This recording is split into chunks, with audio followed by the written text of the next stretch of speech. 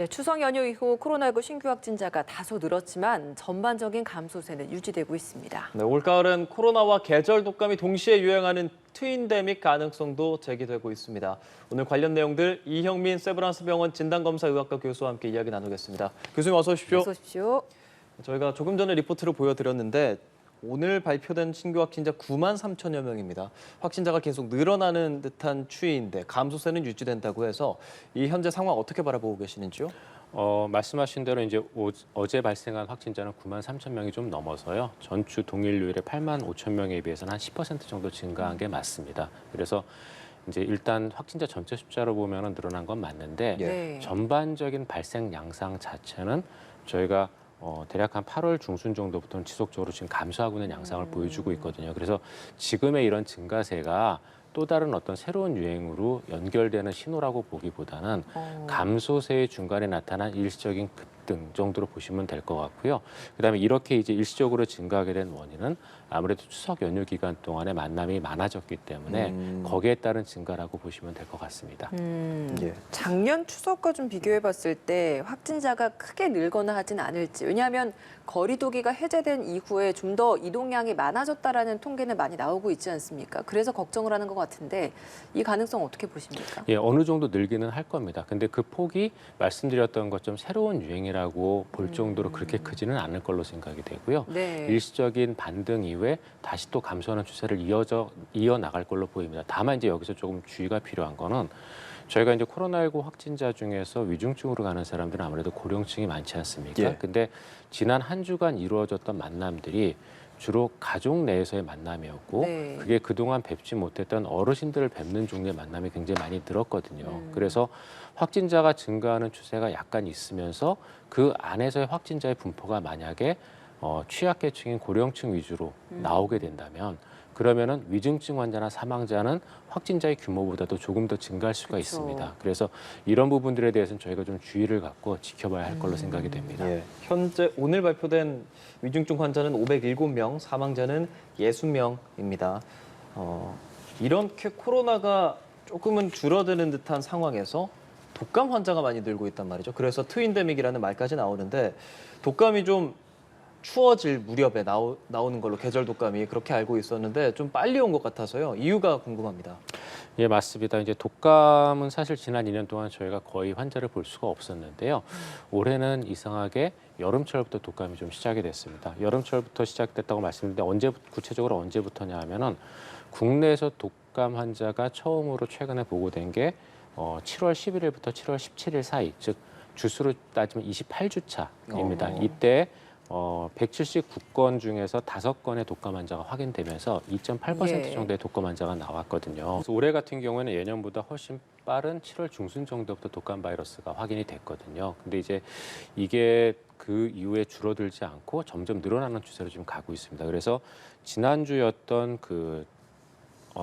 지난주였던 네. 36주 차에는 인플루엔자 의사 환자가 전주에 1000명당 4.3명에서 4.7명까지 증가를 했고 실제 인플루엔자 바이러스도 206건에서 4건이 검출이 돼서 인플루엔자가 이제 점점 증가하는 양상을 보이고 있습니다. 근데 이게 왜 증가하는지에 대해서는 여러 가지 원인들이 있습니다. 첫 번째로는 우리가 이제 지난 2년 동안 독감을 거의 경험을 하지 못했기 때문에 독감에 대한 면역력이 지금 많이 떨어져 있는 상황이거든요. 네. 그런 상황에서 독감이 해외에서 계속 유입이 되다 보니까 이런 것들이 계속 퍼져나가는 게 하나가 있을 것 같고요. 예. 그다음에 또 한 가지는 이제 사회적 거리두기나 완화 같은 것들이 이런 독감의 확산에도 어느 정도 영향을 주고 있습니다. 그래서 이런 것들이 지금 복합적으로 작용을 하기 때문에 올겨울에는 독감이 일부 유행할 가능성은 있습니다. 다만 이 규모가 얼마 정도 갈지에 대해서는 지금 예측이 불가능한데요. 그 이유가 저희가 이런 독감과 코로나19의 동시 유행에 대해서는 2020년부터 우려가 있었는데 그렇죠. 2020년은 강력한 사회적 거리두기 때문에 독감이 유행을 하지 못했고요. 예.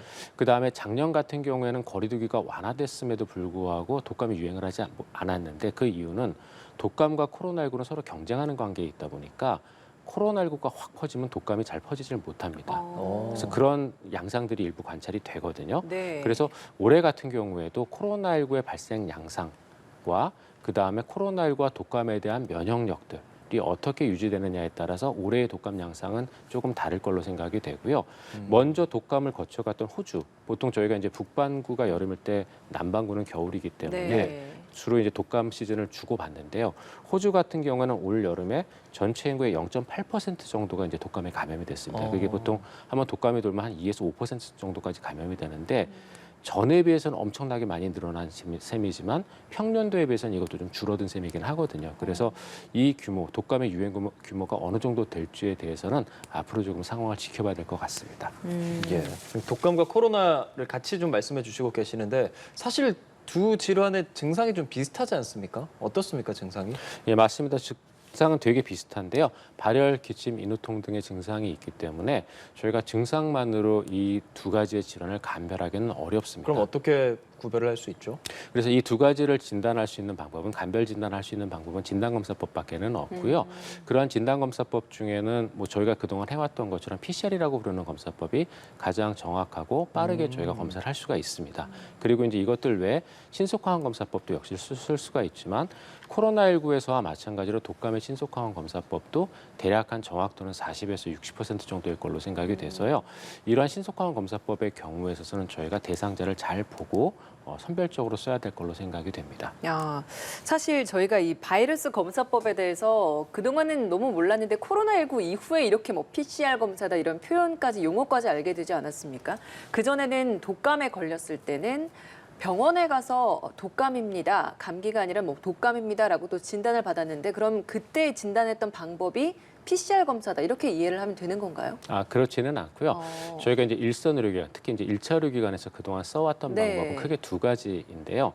일단은 독감 의심 환자가 오는 경우에 네. 저희가 신속항원 검사로 사실 그동안 독감은 진단을 해왔었습니다. 아. 근데 이제 그 이유가 왜 그러냐면은 독감이라고 부르는 질환은 이미 예방접종이 어느 정도 지속적으로 진행이 돼 왔기 때문에 1년에 보통 사망자가 2,000명 정도 나오는 네. 수준으로 저희가 관리를 하고 있던 질환이거든요. 그러다 보니까 독감의 중증도가 그렇게까지 높지 않다는 생각 하에서 저희가 신속항원 검사를 일부 진단하던 것도 있고요.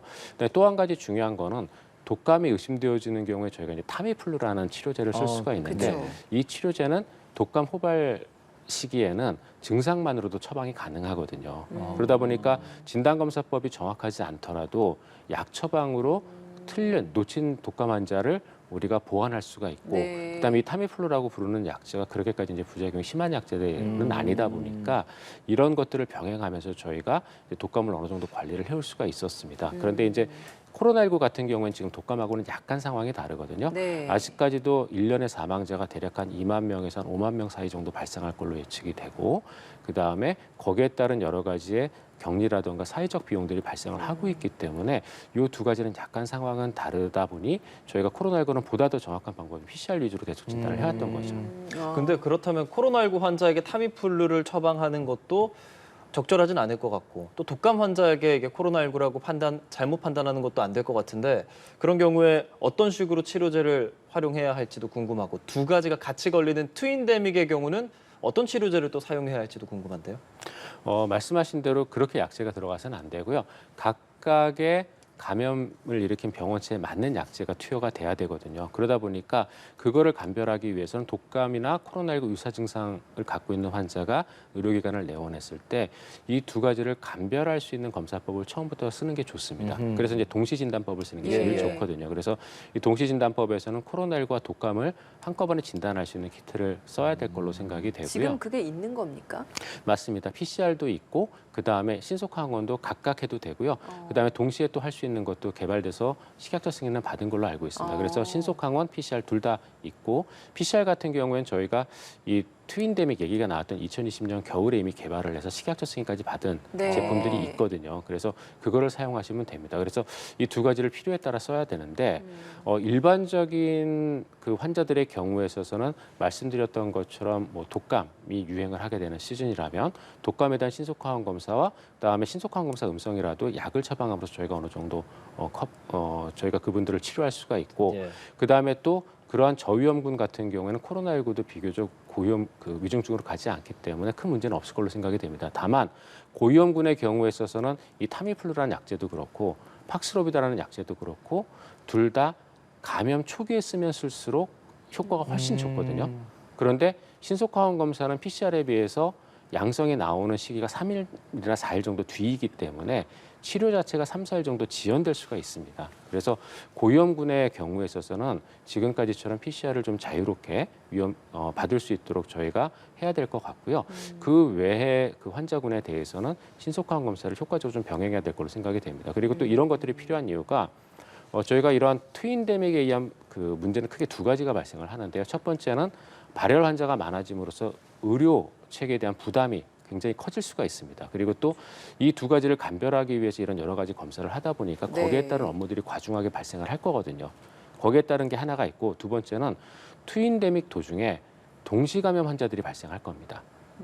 즉 코로나19와 독감이 한꺼번에 감염된 사람들이 나오거든요. 예. 네. 최근에 발표된 영국의 데이터에 따르면 대략 한 7, 8천 명 중에서 코로나19와 독감이 동시에 감염된 사람은 대략 한 2, 3% 정도에 해당되는 한 250명 정도 발생한다고 네. 보고를 했거든요. 근데 이게 이러한 그 동시 감염이 그렇게 흔한 거는 아니지만 발생을 하게 되면은 사망률이 대략 한 2배에서 3배 정도 높습니다. 아, 두 개가 동시에 감염이 되면요. 예, 맞습니다. 어. 그래서 이 군들의 경우에는 저희가 이제 별도의 보다 더 위험하니까 보다 더 치료도 잘해야 되고 그다음 관리도 잘해줘야 되거든요. 네. 그래서 이런 것들을 알기 위해서는 처음부터 동시 진단이 필요할 수도 있기 때문에 여기에 대한 것들을 저희가 좀 고민을 해봐야 됩니다. 동시 진단이 된 경우에는 치료제를 같이 씁니까? 어떤 치료제가 따로 있습니까? 지금 현재 별도의 치료제는 없고요. 만약에 동시 감염이 있다라고 하면은 팍스로비드와 타미플루가 아마 둘 다 투여돼야 될 걸로 생각이 되는데 지금 근데 거기에 대해서는 이 두 가지를 치료할 때 서로 어떤 반응이 있는지에 대해서는 저도 정확하게는 알지는 못하고요. 아마 문헌이나 이런 것들을 좀 찾아봐야 될 것 같습니다. 그러면 지금 트윈데믹에 대한 걱정이 나오는 이 상황에서 지금 국민들이 이 상황을 좀 대비를 해야 될 것은 조금이라도 증상이 있으면 병원에 가서 빨리 진단을 받아야 되는 것이고 또 의료 체계에서는 이걸 신속 항원으로 할 것인가, PCR 검사로 할 것인가를 그 중증도가 갈 가능성이 있는 환자를 또 구분을 해서 좀 빠르게 또 대처를 할 필요가 있고 치료제 역시도 빠르게 적절한 것들을 좀 처방을 하는 것 이런 게 좀 필요한 상황이라는 말씀이신 거네요. 예, 말씀하신 그런 부분들이 많이 필요하고요. 네. 근데 사실은 그 앞 단계 하나 중요한 게 더 있습니다. 네, 어떤 건가요? 거냐면은 말씀하신 것들은 전부 다 감염되고 난 사람들 이후의 대비거든요. 그쵸. 근데 우리는 감염되기 이전에 대응할 수 있는 예방 접종, 백신을 갖고 있거든요. 그래서 독감하고 코로나19에 대한 예방 접종. 코로나19는 이제 아마도 새로운 오미크론 대응형 백신이 될 텐데요. 그 백신이 들어오면은 맞으셨으면 좋겠고요. 그다음에 독감 같은 경우에도 독감의 치명률도 한 0.1% 정도 되고 이런 0.1%의 치명률이 주로 고위험군, 즉 고령층이라던가 임신부라던가 또는 아이들에서 발생을 하거든요. 그래서 정부에서 이러한 고위험군들을 대상으로 매년 독감 예방 접종을 무료로 시행을 하고 있습니다. 그래서 올해도 그런 사업이 될 거기 때문에 올해는 이 독감과 코로나19의 동시 유행이 아무래도 조금 예년에 비해서는 좀 더 우려가 되고 동시 감염이 되는 경우에는 분명히 더 치명률이나 이런 것들이 높기 때문에 해당이 되시는 분들은 독감과 코로나19에 대한 예방접종을 충분히 맞으시면 좋을 것 같습니다. 예, 그럼 간단하게 하나 더 여쭤보겠습니다. 오미크론 백신과 독감 접종 같이 맞아도 괜찮습니까? 같이 맞아도 괜찮습니다. 저희가 이 코로나19에 대한 예방접종에 대한 지식이 처음에 없었을 때는 대략 한 1주에서 2주 정도의 간격을 두고 다른 예방접종을 맞도록 했었거든요. 네. 그런데 이제 이런 예방접종 경험이 많이 쌓이고 하다 보니까 동시접종에도 상관없다라는 게 2021년 중후반 정도부터 저희가 확립이 됐고요. 다만 예방접종을 맞고 나서 조금 힘드신 분들이 있을 수가 있습니다. 네. 이게 이제 여러 가지 이유 때문에 그러는데 본인의 이제 체력이 떨어지거나 이런 것도 있고 그다음에 독감 예방접종 중에 일부가 계란 노른자를 이용해서 만들다 보니까 네. 계란 알러지가 있는 분들은 맞고 되게 힘드시거든요. 맞아요. 예. 그래서 그런 경우에는 조금 간격을 한 일주일 정도 두고 맞으시는 게 필요할 것 같습니다. 알겠습니다. 이영민 세브란스 병원 진단검사의학과 교수였습니다. 오늘 말씀 고맙습니다. 고맙습니다, 교수님.